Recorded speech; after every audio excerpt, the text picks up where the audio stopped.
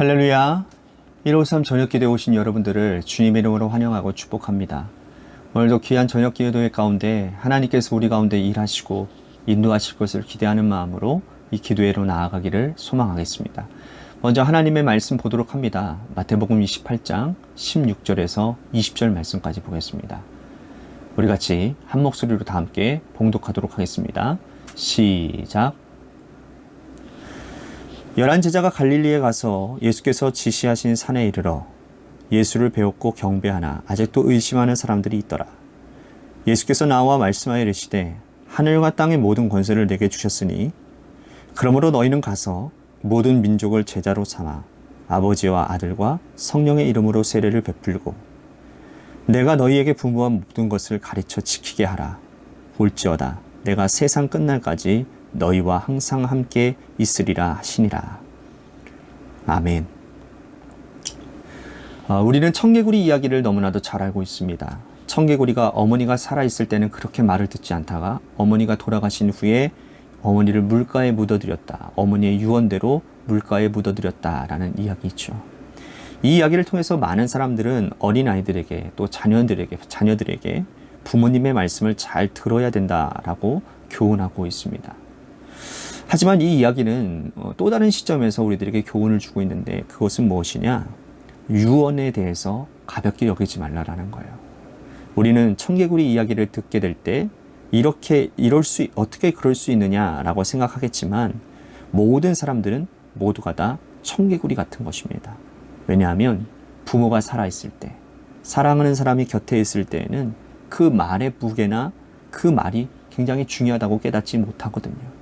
그 사람이 없을 때에 비로소 그 말의 무게를 느끼고 그 말이 얼마나 중요한지를 깨닫게 되기 때문인 것입니다. 그래서 사람들은 마지막 말이라도 잘 지키려고 노력하고 애를 쓰느냐고 힘을 내고 있죠.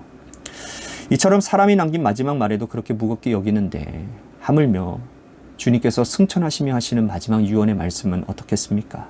그 말의 무게나 그 말이 가지고 있는 의미는 주님께서 이 땅에 남기신 어떤 말과도 비교해도 손색이 없고 아니 그보다도 더 가치 있는 말씀이라는 사실이죠. 오늘 이 말씀이 바로 주님께서 승천하시며 남기신 주님의 제자들에게 말씀하신 유언장인 것입니다. 뿐만 아니라 이것은 제자들에게만 말씀하시는 것이 아니라 오늘 이 말씀을 듣고 있는 저와 여러분들 그리고 앞으로 오고 갈 그러한 많은 모든 인류들에게 하나님께서 예수님께서 말씀하시는 것이죠. 예수님께서 부활하신 이후에 갈릴리로 가셨습니다. 예수님이 제자들과 약속하신 대로 갈릴리에 가서 제자들을 만나셨어요. 그 장면을 16절, 17절 말씀에서 확인하도록 합니다. 11 제자가 갈릴리에 가서 예수께서 지시한 산에 이르러 예수를 배웠고 경배하나 아직도 의심하는 사람들이 있더라. 가룟 유다를 제외한 11명의 제자들이 예수님과 함께 갈릴리에서 반갑게 만남을 가집니다. 하지만 그럼에도 불구하고 아직도 정말 예수님이 부활하신 것 맞나 의심하는 제자들도 분명히 있었다라는 거예요. 제자들도 사람인지라 아직까지 성령 세례를 받지 못한지라 그들은 예수님께서 부활하신 그 모습을 참된 부활로 아직까지 받아들이지 못했다라는 거예요. 그런데 그런 자들에게 주님이 말씀하십니다. 18절 말씀 보십시오. 예수께 나와 말씀하여 이르시되 하늘과 땅의 모든 권세를 내게 주셨으니 여기서 하늘과 땅의 모든 권세를 우리 주님에게 주신 분이 누구인지 아십니까? 바로 하나님이시죠. 주님께서 이 말씀을 하신 시점이 굉장히 중요한데요. 하나님께서 하늘과 땅의 모든 권세를 아들에게 주신 것은 고난의 십자가를 지고 무덤까지 내려가시고 사흘 동안 무덤에 계시다가 부활하신 이후에 하나님께서 아들에게 하늘과 땅의 모든 권세를 주셨다라는 거예요. 자, 이 시점이 굉장히 중요합니다. 신앙을 가진 사람, 예수를 믿는 사람들에게 성경을 읽으면서 나도 예수님처럼 저런 능력들이 나타났으면 좋겠다. 저런 권세를 가지고 있었으면 좋겠다. 누구나 다 생각할 수 있습니다. 하지만 중요한 것은 뭐냐면 그 권세와 그 능력은 아무 때나 오는 게 아니라는 거예요. 예수님께서도 고난 이후에 하나님께서 허락하신 권세와 능력을 얻으셨던 것처럼 마찬가지입니다. 우리도 고난 이후에 영광이 있는 것이고 고난을 겪고 난 후에야 우리가 그 권세를 가질 수 있다는 거예요. 다시 말씀드린다면 고난 이후에 완전한 순종을 통해서 예수님이 하나님의 권세와 능력을 받으셨던 것처럼 우리도 고난 후에 하나님께서 요구하시는 완전한 순종 가운데 나아가게 될 때 우리도 예수님처럼 그 권세와 권능을 가지게 된다는 거예요. 하나님께서는 절대로 고난 가운데 순종하지 않는 자들에게는 어떤 권세도 어떤 영광도 허락하시지 않으신다는 겁니다. 하지만 사람들은 고생하려고 하지 않습니다. 또 순종하지 안 하려고 합니다. 말씀대로 살려고 하지 않습니다. 그리고서는 누리고 싶은 것은 너무나도 많은 거예요. 세상 사람들이 가지고 있는 어떤 권력과 권세, 물질도, 그리고 하나님 아버지께서 아들이신 예수님께 주신 그 권세와 권능까지도 우리는 탐을 내고 있습니다. 이 모든 것들이 우리들에게 잘못된 모습으로 비춰질 수가 있다는 거예요. 그래서 예수님께서 우리들에게 말씀하십니다. 순서가 중요하다고. 뭐라고 말씀하느냐? 먼저 그의 나라와 그의 의를 구하라. 그리하면 이 모든 것을 너희에게 더하시리라.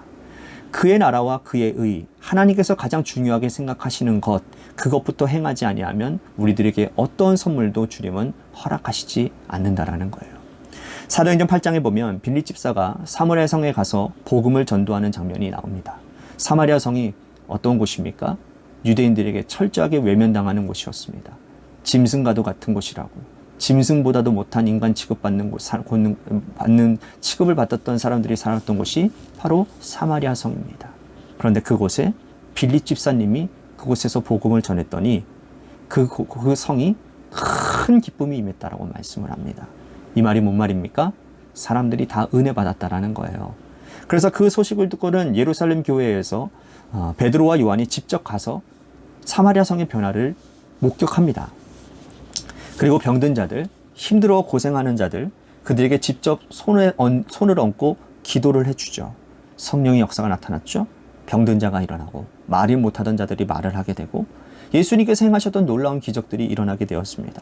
그 모습을 보고 사마리아 성에 살고 있었던 마술사 시몬이라는 사람이 베드로에게 이렇게 얘기를 하죠.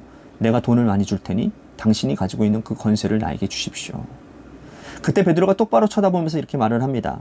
너가 하나님의 선물을 돈으로 살려고 하느냐? 네가 가지고 있는 은과 너는 망할지어다. 마술사 시몬은 고난받지 않은 사람입니다. 그는 어떠한 일도 주를 위해서 먼저 그의 나라와 그의 의를 행한 적이 단 한 번도 없는 사람이에요.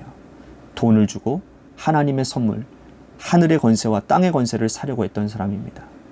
하지만 여러분, 베드로와 요한은 다르죠. 주님과 함께 고난과 어려운 일을 겪었던 사람입니다. 하늘과 땅의 모든 권세는 결단코 공짜로 주어지는 법이 없습니다. 하나님께서 예수님에게도 하늘과 땅의 모든 권세를 십자가를 지신 이후에 순종하신 후에 주셨던 것처럼 오늘 우리들에게도 이러한 권능과 권세는 순종 이후에 주시는 능력이라는 사실을 분명히 깨달아야 될 줄로 믿습니다. 또한 19절 말씀 보도록 합니다. 그러므로 너희는 가서 모든 민족을 제자로 삼아 아버지와 아들과 성령의 이름으로 세례를 베풀고. 권세를 받은 자들이 그 다음에 행할 일들을 말씀하고 있어요. 이제 곧 제자들은 성령의 은혜를 받게 될 것입니다. 성령을 받으면 그들이 해야 될 것들이 있다라는 거예요. 그것이 무엇이냐? 머물러 있어서는 안 된다라는 거예요. 성령 받은 자들의 가장 중요한 의무는 뭐냐? 그 자리를 박차고 나가서 밖으로 나가야 된다라는 겁니다. 우리는 흔히 생각하기를 내가 가지고 있는 하늘의 권세와 땅의 권세를 가지게 되면 그 자리에 머물러서 그것을 누리려고 하는 거예요. 그죠? 하지만 이것은 지극히 세속적인 생각입니다. 세상 사람들은 권세와 권능을 가지게 되면 좋은 집을 짓습니다. 임금도 좋은 궁궐을 지어요.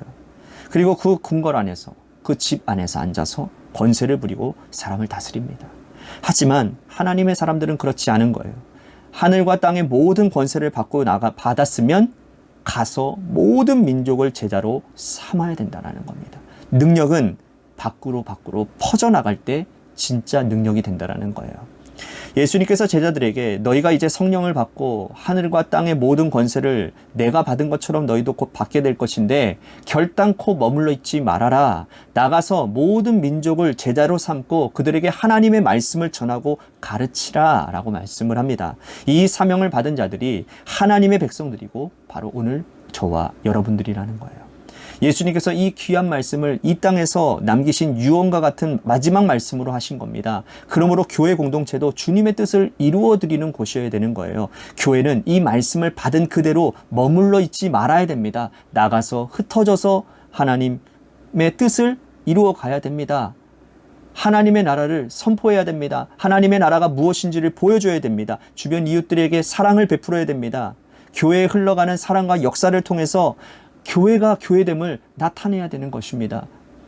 교회가 타락한 것이 왜 타락한 것입니까? 자꾸 안으로만 움츠려들려고 하기 때문인 것입니다. 돈도 모으고 교인들도 많이 모으려고만 했지 나가려고 하지 않았다라는 거예요. 내보낸 것이 주님의 뜻이었음에도 불구하고 말이죠. 주님께서 많은 사람들을 성령을 주고 은혜를 베풀고 권능과 권세를 주어서 가서 모든 민족으로 제자를 삼으라 하신 이 말씀을 오늘 저와 여러분들 우리 관악교회는 꼭 기억해야 될 것입니다. 마지막으로 20절 말씀 보십시오. 내가 너희에게 분부한 모든 것을 가르쳐 지키게 하라. 볼지어다 내가 세상 끝날까지 너희와 항상 함께 있으리라 하시니라. 예수님께서 제자들에게 한 3년 동안 부지런히 가르치셨죠. 천국 진리를 말씀하시고 여러 비유를 통해서 하나님 나라에 대한 진리를 가르쳐 주셨어요. 그런데 이렇게 가르치신 이유가 있는 거예요. 내가 너희에게 분부한 모든 것을 너희들이 가서 세례를 베풀고 수많은 사람들에게 가르치고 지키게 하라고 가르쳤다라는 겁니다. 우리가 하나님의 말씀을 듣고 배우고 하나님의 말씀을 깨닫고 묵상하는 이유는 뭡니까? 나 하나로 끝내는 것이 아니라는 거예요. 우리가 배운 말씀 그대로 주변 사람들에게 가르치고 전하고 선포해야 되는 겁니다. 어떤 이는 이렇게 말할 거예요. 제 입술이 둔한데요. 어떻게 이렇게 전도 이렇게 말로 하는 것처럼 힘들어요. 제가 어떻게 사람들을 가르칠 수 있겠습니까? 여러분, 사람을 가르치는 것은 입으로만 하는 게 아니라는 거예요. 우리의 행위로, 우리의 몸짓으로, 우리의 눈빛으로 얼마든지 가르칠 수 있는 겁니다. 예수님의 행위를 배운 그대로 행하면 되는 거예요. 사랑을 전하고 이웃에게 전하고 하나님의 사랑을 우리의 온몸으로 가르칠 수 있는 것입니다. 주님께서 말씀하신 것 입으로 가르치라는 것이 아니라 우리의 전 존재로 전 인격으로 주님의 말씀을 전하고 가르치라는 거예요. 그리고 우리는 두려워할 필요가 없습니다. 왜? 이렇게 가는 자들에게는 주님께서 세상 끝날까지 내가 너희와 항상 함께 있으리라 라고 말씀하셨으니까요. 얼마나 큰 위로가 됩니까? 주님의 임재가 떠나지 않는데 우리가 뭐 그렇게 두려울 게 있겠습니까? 사랑하는 성도 여러분, 오늘 주님이 주신 이 마지막 유언의 말씀을 우리들이 반드시 기억하고 정말 이 말씀이 우리 안에 삶으로 드러날 수 있게 되기를 바라겠습니다. 나 하나로 그쳐지는 것이 아니라 내가 흩어졌어. 내 삶의 영역 가운데서 하나님의 놀라운 천국의 진리의 모습, 또 예수님께서 행하신 그 모든 행실들을 전 인격으로 드러낼 수 있는 사명자가 되어서 우리를 통해 하나님의 유언이, 우리 교회를 통해 예수님의 유언이 실현될 수 있는 놀라운 은혜가 일어나기를 간절히 소망하는 마음으로 기도의 자리로 나아갔으면 좋겠습니다. 또한 육신의 연약함으로 질병으로 고통당하는 우리 성도님들 많이 있습니다. 그분들을 위해서 여러분들이 이 시간 기도해 주시고요. 또한 우리 고3 수험생인 이도현 학생과 한유진 학생, 또한 공무원 시험을 준비하고 있는 이예림 청년을 위해서 이 시간 기도해 주십시오. 마지막으로 여러분들의 삶의 자리와 여러분들의 자녀들을 위해서 기도하시다가 이 시간 돌아가시기를 바라겠습니다. 우리 같이 노래 끝날 때까지 합심해서 함께 하나님 앞에 기도하며 나아가도록 합시다. 기도하겠습니다.